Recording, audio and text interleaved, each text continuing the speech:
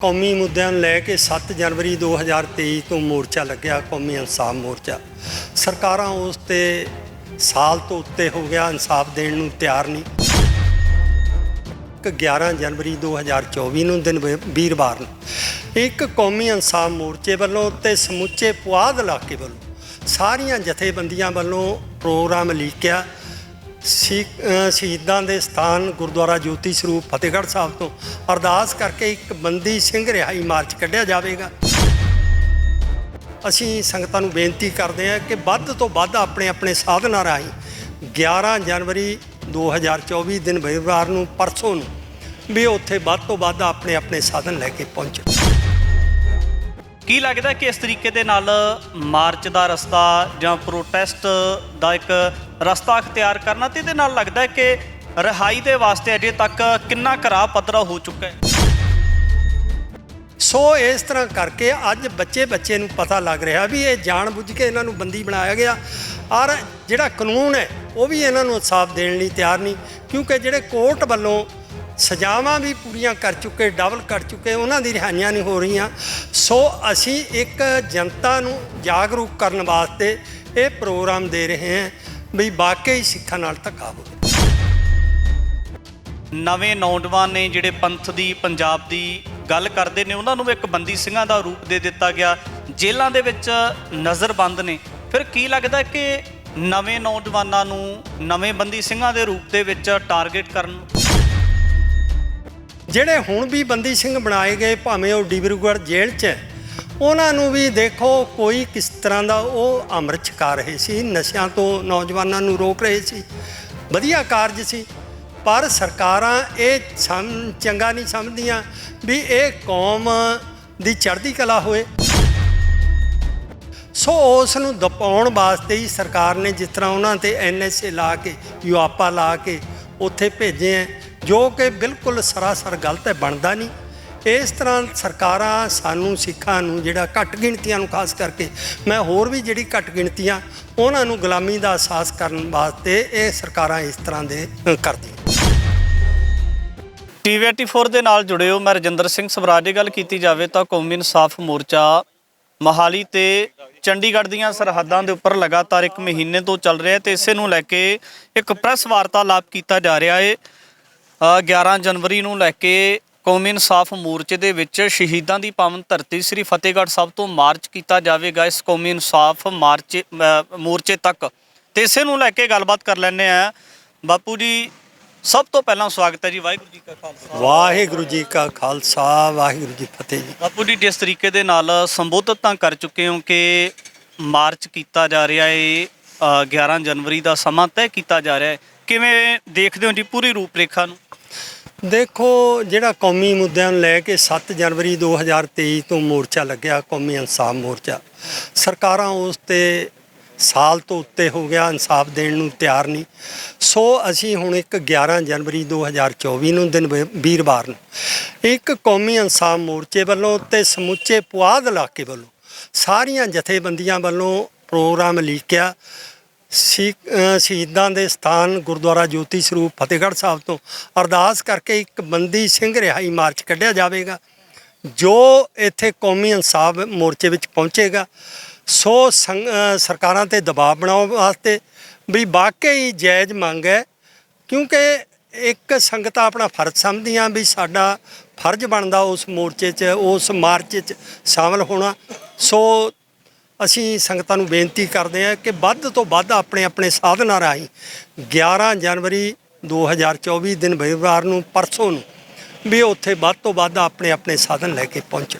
ਲੰਬੇ ਸਮੇਂ ਤੋਂ ਖਾਸ ਕਰ ਸਿੱਖ ਕੌਮ ਦੀਆਂ ਵੱਡੀਆਂ ਪ੍ਰਮੁੱਖ ਮੰਗਾਂ ਰਹੀਆਂ ਨੇ, ਜਿਹੜੀ ਇੱਕ ਮਨੁੱਖੀ ਅਧਿਕਾਰਾਂ ਦੀ ਗੱਲ ਚੱਲਦੀ ਹੈ। ਬੰਦੀ ਸਿੰਘ ਸਜ਼ਾਵਾਂ ਪੂਰੀਆਂ ਕਰ ਚੁੱਕੇ ਨੇ, ਜਾਂ ਜਿਹੜੀਆਂ ਹੋਰ ਗੁਰੂ ਗ੍ਰੰਥ ਸਾਹਿਬ ਜੀ ਦੇ ਨਾਲ ਸੰਬੰਧਿਤ ਮੰਗਾਂ ਨੇ, ਇਹਨਾਂ ਨੂੰ ਲੈ ਕੇ ਲੰਬੇ ਸਮੇਂ ਤੋਂ ਡਿਮਾਂਡ ਰਹੀ ਹੈ। ਕੀ ਲੱਗਦਾ ਕਿ ਜਿਵੇਂ ਬੰਦੀ ਸਿੰਘਾਂ ਦੀ ਰਿਹਾਈ ਵਾਸਤੇ ਕੌਮ ਸਰਵਾਈਵ ਕਰਦੀ ਪਈ ਹੈ, ਤੇ ਦੂਜੇ ਪਾਸੇ ਜਿਹੜੇ ਨਵੇਂ ਨੌਜਵਾਨ ਨੇ, ਜਿਹੜੇ ਪੰਥ ਦੀ, ਪੰਜਾਬ ਦੀ ਗੱਲ ਕਰਦੇ ਨੇ, ਉਹਨਾਂ ਨੂੰ ਇੱਕ ਬੰਦੀ ਸਿੰਘਾਂ ਦਾ ਰੂਪ ਦੇ ਦਿੱਤਾ ਗਿਆ, ਜੇਲ੍ਹਾਂ ਦੇ ਵਿੱਚ ਨਜ਼ਰਬੰਦ ਨੇ। ਫਿਰ ਕੀ ਲੱਗਦਾ ਕਿ ਨਵੇਂ ਨੌਜਵਾਨਾਂ ਨੂੰ ਨਵੇਂ ਬੰਦੀ ਸਿੰਘਾਂ ਦੇ ਰੂਪ ਦੇ ਵਿੱਚ ਟਾਰਗੇਟ ਕਰਨ? ਦੇਖੋ, ਇਹ ਸਰਕਾਰਾਂ ਦੀ ਇੱਕ ਸਿੱਖ ਵਿਰੋਧੀ ਨੀਤੀ ਰਹੀ ਹੈ। ਵੀ ਇਹਨਾਂ ਨੂੰ ਦਬਾਉਣਾ, ਇਹਨਾਂ ਨੂੰ ਜਲੀਲ ਕਰਨਾ। ਇਸੇ ਤਰ੍ਹਾਂ ਭਾਵੇਂ ਸਾਡੇ ਜਿਹੜੇ ਬੰਦੀ ਸਿੰਘ ਸੀ, ਜਿਨ੍ਹਾਂ ਦੀ ਅਸੀਂ ਕੌਮੀ ਇਨਸਾਫ ਮੋਰਚਾ ਰਿਹਾਈ ਦੀ ਮੰਗ ਕਰ ਰਿਹਾ, ਉਹ ਵੀ ਇਹਨਾਂ ਦੇ ਸਿਸਟਮ ਨੇ ਹੀ ਇੱਧਰ ਤੋਰਿਆ। ਜਿਹੜੇ ਹੁਣ ਵੀ ਬੰਦੀ ਸਿੰਘ ਬਣਾਏ ਗਏ, ਭਾਵੇਂ ਉਹ ਡਿਬਰੂਗੜ੍ਹ ਜੇਲ੍ਹ 'ਚ ਹੈ, ਉਹਨਾਂ ਨੂੰ ਵੀ ਦੇਖੋ ਕੋਈ ਕਿਸ ਤਰ੍ਹਾਂ ਦਾ ਉਹ ਅੰਮ੍ਰਿਤ ਛਕਾ ਰਹੇ ਸੀ, ਨਸ਼ਿਆਂ ਤੋਂ ਨੌਜਵਾਨਾਂ ਨੂੰ ਰੋਕ ਰਹੇ ਸੀ, ਵਧੀਆ ਕਾਰਜ ਸੀ। ਪਰ ਸਰਕਾਰਾਂ ਇਹ ਚੰਗਾ ਨਹੀਂ ਸਮਝਦੀਆਂ ਵੀ ਇਹ ਕੌਮ ਦੀ ਚੜ੍ਹਦੀ ਕਲਾ ਹੋਏ। ਸੋ ਉਸ ਨੂੰ ਦਬਾਉਣ ਵਾਸਤੇ ਹੀ ਸਰਕਾਰ ਨੇ ਜਿਸ ਤਰ੍ਹਾਂ ਉਹਨਾਂ 'ਤੇ NSA ਲਾ ਕੇ, UAPA ਲਾ ਕੇ ਉੱਥੇ ਭੇਜੇ ਹੈ, ਜੋ ਕਿ ਬਿਲਕੁਲ ਸਰਾਸਰ ਗਲਤ ਹੈ, ਬਣਦਾ ਨਹੀਂ। ਇਸ ਤਰ੍ਹਾਂ ਸਰਕਾਰਾਂ ਸਾਨੂੰ ਸਿੱਖਾਂ ਨੂੰ, ਜਿਹੜਾ ਘੱਟ ਗਿਣਤੀਆਂ ਨੂੰ ਖਾਸ ਕਰਕੇ, ਮੈਂ ਹੋਰ ਵੀ ਜਿਹੜੀ ਘੱਟ ਗਿਣਤੀਆਂ ਉਹਨਾਂ ਨੂੰ ਗੁਲਾਮੀ ਦਾ ਅਹਿਸਾਸ ਕਰਨ ਵਾਸਤੇ ਇਹ ਸਰਕਾਰਾਂ ਇਸ ਤਰ੍ਹਾਂ ਦੇ ਕਰਦੀਆਂ। ਕੌਮ ਦੇ ਜਥੇਦਾਰ ਨੇ ਭਾਈ ਜਗਤਾਰ ਸਿੰਘ ਹਵਾਰਾ ਸਰਬੱਤ ਖਾਲਸਾ ਨੇ ਉਹਨਾਂ ਦੀ ਚੋਣ ਕੀਤੀ ਹੈ। ਤੁਸੀਂ ਉਹਨਾਂ ਦੇ ਧਰਮੀ ਪਿਤਾ ਹੋ ਤੇ ਪਿਛਲੇ ਦਿਨਾਂ ਦੇ ਵਿੱਚ ਭਾਰਤ ਦੇ ਮਾਨਯੋਗ ਗ੍ਰਹਿ ਮੰਤਰੀ ਅਮਿਤ ਸ਼ਾਹ ਦੇ ਵੱਲੋਂ ਇੱਕ ਵਿਵਾਦਿਤ ਟਿੱਪਣੀ ਕੀਤੀ ਜਾਂਦੀ ਹੈ ਮੁਆਫੀਨਾਮਾ ਨੂੰ ਲੈ ਕੇ। ਫਿਰ ਇਸ ਗੱਲ ਨੂੰ ਕੀ ਦੇਖਿਆ ਜਾਵੇ ਕਿ ਇੰਨੇ ਵੱਡੇ ਅਹੁਦੇ ਦੇ ਉੱਪਰ ਤਾਇਨਾਤ ਇੱਕੋ ਮਾਰਸ਼ਲ ਕੌਮ ਨੂੰ ਟਾਰਗੇਟ ਕਰਨਾ, ਇਸ ਤਰ੍ਹਾਂ ਦੀ ਵਿਵਾਦਿਤ ਟਿੱਪਣੀ ਕਰਨੀ, ਇੱਕ ਕੌਮ ਦਾ ਇਤਿਹਾਸ ਹੋਣਾ ਬੈਕਗਰਾਊਂਡ ਤੇ ਕੀ ਲੱਗਦਾ ਕਿ ਇਹਨਾਂ ਤਮਾਮ ਸਾਰੀਆਂ ਚੀਜ਼ਾਂ ਨੂੰ ਕਿਵੇਂ ਦੇਖਿਆ ਜਾਵੇ? ਦੇਖੋ, ਇਹ ਸਰਕਾਰਾਂ ਦੀ ਬਿਲਕੁਲ ਗਲਤ ਨੀਤੀ ਹੈ। ਜਿਹੜੀ ਉਹ ਕੌਮ ਜਿਨ੍ਹਾਂ ਨੇ ਇਹਨਾਂ ਵਾਸਤੇ, ਸਾਡੇ ਕੌਮ ਦੇ ਰਹਿਬਰਾਂ ਨੇ, ਭਾਵੇਂ ਇਹਨਾਂ 'ਤੇ ਜ਼ੁਲਮ ਹੋ ਰਿਹਾ ਸੀ ਉਸ ਟਾਈਮ, ਇਹਨਾਂ ਨੂੰ ਜ਼ਬਰਦਸਤੀ ਮੁਸਲਮਾਨ ਬਣਾਇਆ ਜਾ ਰਿਹਾ ਸੀ। ਸ੍ਰੀ ਗੁਰੂ ਤੇਗ ਬਹਾਦਰ ਸਾਹਿਬ ਨੇ ਜਾ ਕੇ ਕੁਰਬਾਨੀ ਦਿੱਤੀ, ਇਹਨਾਂ 'ਤੇ ਹੁੰਦੇ ਜ਼ੁਲਮ ਨੂੰ ਰੋਕਿਆ।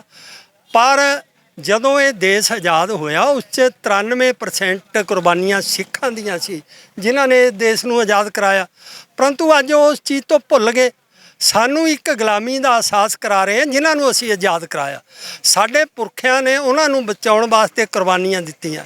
ਸੋ ਅਮਿਤ ਸ਼ਾਹ ਇੱਕ ਗ੍ਰਹਿ ਮੰਤਰੀ ਹੁੰਦੇ ਹੋਏ ਇਸ ਤਰ੍ਹਾਂ ਦਾ ਬਿਆਨ ਦੇਣਾ ਇੱਕ ਗੈਰ ਜ਼ਿੰਮੇਵਾਰਾਨਾ ਬਿਆਨ ਹੈ। ਇਸ ਤਰ੍ਹਾਂ ਨਹੀਂ, ਉਹਨੇ ਜੋ ਕਿਹਾ ਵੀ ਜਦੋਂ ਤੱਕ ਇਹ ਆਪਣੀ ਗਲਤੀ ਦਾ ਅਹਿਸਾਸ ਨਹੀਂ ਕਰਦੇ, ਉਦੋਂ ਤੱਕ ਇਹਨਾਂ ਨੂੰ ਮਾਫੀ ਬਣਦੀ ਨਹੀਂ। ਮਾਫੀ ਨਹੀਂ ਅਸੀਂ ਮੰਗਦੇ, ਅਸੀਂ ਆਪਣਾ ਹੱਕ ਮੰਗਦੇ ਹਾਂ। ਕਿਉਂਕਿ ਜੋ ਕੋਰਟ ਵੱਲੋਂ ਸਜ਼ਾ ਮਿਲੀ ਹੈ, ਭਾਵੇਂ ਉਹਨੂੰ ਫਾਂਸੀ ਦੀ ਸਜ਼ਾ, ਅੱਜ 13 ਸਾਲ ਤੋਂ ਉੱਪਰ ਹੋ ਗਏ ਉਹਨੂੰ ਫਾਂਸੀ ਦੀ ਸਜ਼ਾ ਮਿਲੇ ਨੂੰ। ਇਹ ਕਾਨੂੰਨ ਵੀ ਕਹਿੰਦਾ ਵੀ 5 ਸਾਲ ਤੋਂ ਉੱਪਰ ਜੇ ਕਿਸੇ ਨੂੰ ਫਾਂਸੀ ਦੀ ਸਜ਼ਾ ਮਿਲੀ ਵੀ ਹੈ, ਉਹ ਨਹੀਂ ਲੱਗਿਆ, ਤਾਂ ਉਹਨੂੰ ਫਾਂਸੀ ਦੇਣਾ ਬਿਲਕੁਲ ਗੈਰ ਕਾਨੂੰਨੀ ਹੈ।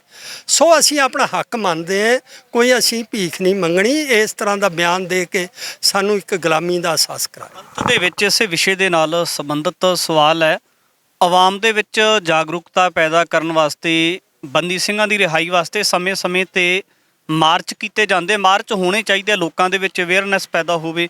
ਕੀ ਲੱਗਦਾ ਕਿ ਇਸ ਤਰੀਕੇ ਦੇ ਨਾਲ ਮਾਰਚ ਦਾ ਰਸਤਾ ਜਾਂ ਪ੍ਰੋਟੈਸਟ ਦਾ ਇੱਕ ਰਸਤਾ ਅਖਤਿਆਰ ਕਰਨਾ, ਤੇ ਇਹਦੇ ਨਾਲ ਲੱਗਦਾ ਕਿ ਰਿਹਾਈ ਦੇ ਵਾਸਤੇ ਅਜੇ ਤੱਕ ਕਿੰਨਾ ਘਰਾ ਪੱਧਰਾ ਹੋ ਚੁੱਕਾ ਹੈ? ਦੇਖੋ, ਇਹ ਜਿਹੜਾ ਮੋਰਚਾ ਲੱਗਿਆ ਬੰਦੀ ਸਿੰਘਾਂ ਦੀ ਰਿਹਾਈ ਵਾਸਤੇ ਲੱਗਿਆ। ਸਮੇਂ-ਸਮੇਂ 'ਤੇ ਜੋ ਕੌਮੀ ਇਨਸਾਫ ਮੋਰਚੇ ਵੱਲੋਂ ਪ੍ਰੋਗਰਾਮ ਦਿੱਤੇ ਜਾ ਰਹੇ, ਉਹਨਾਂ ਦੀ ਰਿਹਾਈ ਵਾਸਤੇ ਅਤੇ ਗੁਰੂ ਗ੍ਰੰਥ ਸਾਹਿਬ ਦੀ ਹੋਈਆਂ ਬੇਅਦਬੀਆਂ ਦੇ ਇਨਸਾਫ ਲਈ। ਸੋ ਅਸੀਂ, ਸਾਡਾ ਫਰਜ਼ ਬਣਦਾ ਸਰਕਾਰਾਂ 'ਤੇ ਦਬਾਅ ਬਣਾਉਣ ਵਾਸਤੇ, ਅਤੇ ਉਹਨਾਂ ਸਿੰਘਾਂ ਨੇ ਜਿਹੜੇ ਕੌਮੀ ਕਾਰਜ ਕਰੇ ਆ ਉਹਨਾਂ ਦੇ ਹੱਕ 'ਚ ਫਤਵਾ ਦੇਣ ਵਾਸਤੇ। ਸੋ ਕੌਮ ਅੱਜ ਆਪਣਾ ਫਰਜ਼ ਸਮਝ ਰਹੀ ਹੈ। ਹਰ ਇੱਕ, ਭਾਵੇਂ ਸ਼੍ਰੋਮਣੀ ਗੁਰਦੁਆਰਾ ਪ੍ਰਬੰਧਕ ਕਮੇਟੀ ਹੈ, ਉਹ ਵੀ ਅੱਜ ਆਵਾਜ਼ ਉਠਾ ਰਹੀ ਹੈ ਬੰਦੀ ਸਿੰਘਾਂ ਦੀ ਰਿਹਾਈ ਲਈ।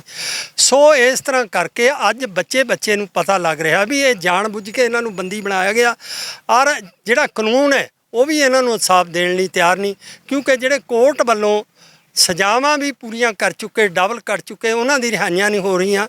ਸੋ ਅਸੀਂ ਇੱਕ ਜਨਤਾ ਨੂੰ ਜਾਗਰੂਕ ਕਰਨ ਵਾਸਤੇ ਇਹ ਪ੍ਰੋਗਰਾਮ ਦੇ ਰਹੇ ਹਾਂ ਵੀ ਵਾਕਈ ਸਿੱਖਾਂ ਨਾਲ ਧੱਕਾ ਹੋ ਰਿਹਾ। 11 ਜਨਵਰੀ ਦਾ ਸਮਾਂ ਤੈਅ ਕੀਤਾ ਗਿਆ ਹੈ। ਸ੍ਰੀ ਫਤਿਹਗੜ੍ਹ ਸਾਹਿਬ ਤੋਂ ਮਾਰਚ ਆਰੰਭ ਹੋ ਕੇ ਕੌਮੀ ਇਨਸਾਫ ਮੋਰਚੇ ਦੇ ਵਿੱਚ ਪੁੱਜੇਗਾ, ਤੇ ਆਉਣ ਵਾਲੇ ਜਿਹੜੇ 1-2 ਦਿਨ ਨੇ ਉਹਨਾਂ ਦੇ ਵਿੱਚ ਖਾਸ ਕਰ ਸਿੱਖ ਸੰਗਤ ਦੀ ਵੱਡੀ ਉਡੀਕ ਕੀਤੀ ਜਾ ਰਹੀ ਹੈ ਕਿ ਇਸ ਮੋਰਚੇ ਦੇ ਵਿੱਚ ਫਿਰ ਦੁਬਾਰਾ ਤੋਂ ਰੌਣਕਾਂ ਲੱਗ ਸਕਦੀਆਂ ਨੇ, ਔਰ ਇਸ ਮੋਰਚੇ ਨੂੰ ਬਣਦਾ ਹੋਇਆ ਸਮਰਥਨ ਉਹਨਾਂ ਲੋਕਾਂ ਦੇ ਵੱਲੋਂ ਦਿੱਤਾ ਜਾ ਸਕਦਾ ਹੈ ਜਿਹੜੇ ਚਾਹੁੰਦੇ ਨੇ ਕਿ ਭਾਰਤ ਦੇ ਵਿੱਚ ਵਸਣ ਵਾਲੇ ਹਰ ਵਰਗ ਦੇ ਲੋਕਾਂ ਦੇ ਨਾਲ ਜਸਟਿਸ ਹੋਣਾ ਚਾਹੀਦਾ, ਇਨਸਾਫ ਹੋਣਾ ਚਾਹੀਦਾ ਹੈ, ਤੇ ਭਵਿੱਖ ਦੇ ਵਿੱਚ ਕਿਸ ਤਰੀਕੇ ਦੀ ਰੂਪਰੇਖਾ ਹੋਵੇਗੀ ਇਹ ਵੀ ਕਾਬਲੇ ਗੌਰ ਰਹੇਗਾ। ਆਉਣ ਵਾਲੇ ਸਮੇਂ ਦੇ ਵਿੱਚ ਵੀ ਗੱਲਬਾਤ ਲੈ ਕੇ ਹਾਜ਼ਰ ਹੁੰਦੇ ਰਹਾਂਗੇ। ਧੰਨਵਾਦ।